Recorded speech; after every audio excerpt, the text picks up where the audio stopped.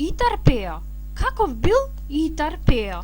Покажувањата на очевидци кои никогаш не го виделе и трпео бил ваков, на слика, низок, шишкав, со голема глава одоколу бричена, на средето кинеско перче, со широко испупчено чело, со големи широки уши и големи воловски очи, со дебели образи, широка уста, шеплест нос, со надолу наведени рунтави мустаки.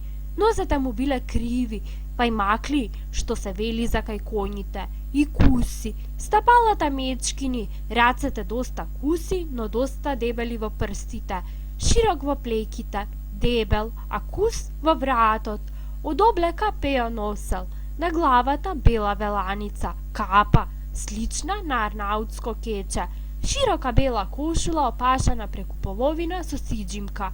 Градите и зиме и лета му биле разградени, но заштитени од студот, од честите и дебели влакна козина. На нозете носел волнени бели гаќи на голо месо, те да не ја стега сиџимката со која ги врзувал и да не го глода по колковите. Повеќе ги придржувал со десната рака да не му навртат под колена. Зимно време носел истуткани чорапи и свински опинци, а лете одел бос само по опинци. Одел од кол на кол и во снегот си правел пат со колениците. Спиел по зајачки, со отворени очи, а кога јадел, ја кривел долната вилица, наместувајќи ги залаците на другите здрави заби.